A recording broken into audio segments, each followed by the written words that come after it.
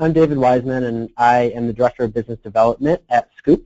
I'll first be sharing a little bit about Scoop, and then Jamie Jarvis, the TDM Manager at Stanford Research Park, will talk through how the Research Park works with Scoop. And so on the next slide, we can see that at Scoop, our motto is less traffic equals more life. And we've built the first and largest fully automated dynamic carpooling solution for commuters. So Scoop was founded in 2015. We're based in San Francisco, and to date we've been focused on the Bay Area and have lately been expanding to new markets such as LA, thanks to Aaron in Century City and Jeff as well, Seattle and beyond.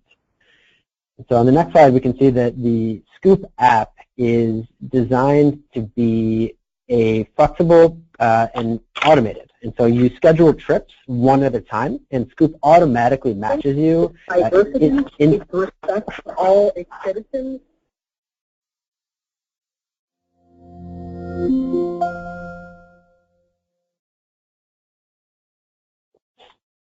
And so you schedule trips one at a time, and Scoop automatically matches you into the most efficient carpool. And so you can use Scoop in the morning, not the afternoon, one day, not the next. Use Scoop to carpool whenever it makes sense for you. And so riders and drivers share the cost of the commute, and Scoop even facilitates a guaranteed ride home program. So riders know that if they use Scoop in the morning to ride into work, we guarantee a ride home. If we can't match them into a carpool, we'll pay for an alternative trip home. At Scoop, we work with employers, business parks, municipalities, and transit agencies to encourage and facilitate carpools. And so we truly believe that it takes a village to create congestion-free communities, and that's why we partner broadly, as you can see from the previous presentation with Commute 9067, as well as what we're about to talk about with Stanford Research Park. In Scoop's first year of service, we've quickly become the largest carpooling service in the Bay Area with over 60,000 users. And as you can see, completing almost 500,000 matched trips in just our first year. So with that, I'm going to pass it over to Jamie to talk through Scoop for Stanford Research Park. All right, this is Jamie. Am I coming through? Yes, you're coming through all right. All right, I just saw my confirmation. So I just want to give you a little snapshot of the Research Park so that you've got some context. We are a university-affiliated park since 1951. We've got 700 acres and 10 million square feet of research and office space. If you look at most of those white roofs you see on the right side are us. If you look over to the left, you see a little cluster of red roofs with a tower. Any guesses what that would be? So that's Stanford University. So we've got a little neighborhood in between us, and then we are the big office park off to the right. We have about 120 companies and 29,000 employees. And if you'd like, more information on the park, we do have a pretty cool website. We do have a comprehensive commute program out here in the Research Park. This is available to all our tenants and their employees. I'm going to talk about the first two programs today. That would be the trip planner and tracker that we have at srpgo.com, which is on the RideAmigos platform, and also the programs that we've been doing with Scoop. So here's some stats. David mentioned that we launched in Palo Alto on April 1st of last year, so we've been live for about 10 months, and in that time we have built up to 3,250 registered users, and we've had over 50,000 carpool trips taken. And the one thing I did want to mention here on our usage, we saw some interesting things. We saw really tremendous growth in the first month, and I'll talk about some of our promotional efforts that related to that. But what was interesting is we saw our first drop in September of last year, and I'm like, oh no, what happened in September? We've lost momentum.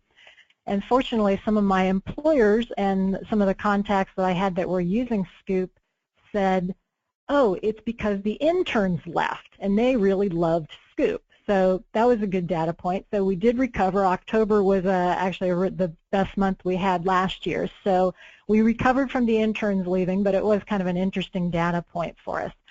We also saw usage go down in November and December, which isn't too surprising. You have a lot of holidays, you have a lot of people, their schedule's kind of in turmoil, so we expected that. Okay, I want to talk a little bit about the pricing of Scoop. Riders pay $2 to $10 per trip depending on the distance, and Stanford Research Park currently subsidizes by $2 to $5 per trip. And we've kind of been playing around with that pricing since we started. We started out at $1 rides. We started out at $1 rides to try and get people really excited about riding. Actually, that worked a little too well, and we had more riders than drivers, so we increased it to $2 pricing, and then we went a step further and just discounted rides by a flat $2. And now we're actually at a really kind of flexible dynamic pricing model where we subsidize based on the route, the distance, and what we think is going to make it really work and optimize that route. Did some really fun promotions with Scoop. You saw from that slide that the research park is really spread out. We're actually 3 miles from one end to the other. So it's not a situation where I can just set up a big table in the lobby and I'm going to reach everybody. So we actually, during the summer months, we ran through the research park with an ice cream truck, and the Scoop reps were there, and anybody who came and registered downloaded and registered got free ice cream. And then of course they walked back into their building with ice cream, and people are like, oh, what's that about? So those were really fun events.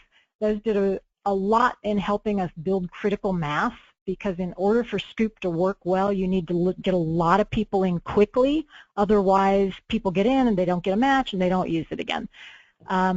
We also, in January of this year, we did a Scoopathon, and we did that to sort of re-energize the program after the holiday breaks.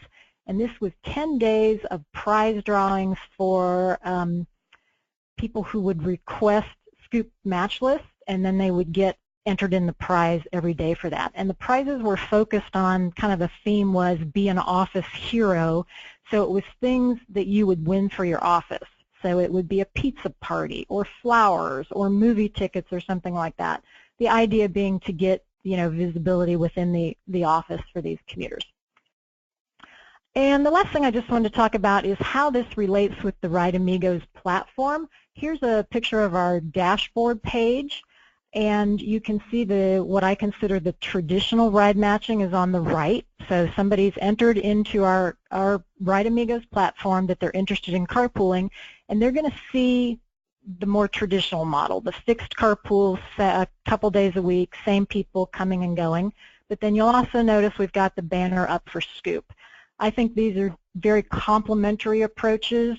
I want people to have as many options as they can. If traditional carpooling works for them, great. If they want to try Scoop, great. And the one thing I wanted to add is that Scoop does a really good job of marketing, to be honest, better than I do with my program. So I've actually benefited from a lot of the marketing that Scoop does. Specifically, in order to receive the subsidy from Stanford, Scoop users need to register at SRP Go. So Scoop's been driving traffic to my site. And then also we have a policy that if somebody registers for Scoop but they're not active, after a certain amount of time, I'll reach out to them and offer them other options. Okay, you didn't use Scoop, let's talk about these other modes. So it really works well with cross-promotion and trying to find something for everybody.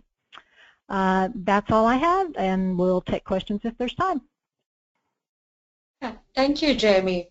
There is one short question, and this is, Jamie, for you as well as for David, and we have 1 minute to answer that.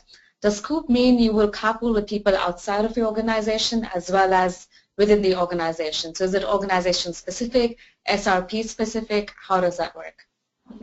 So I'll take it first, and then David can add in. We have intentionally set it up in the research park to draw upon all the employers and employees in the park, because we have companies that range from 2 employees to almost 4,000, obviously the ones at the lower end of that are not going to have critical mass in-house.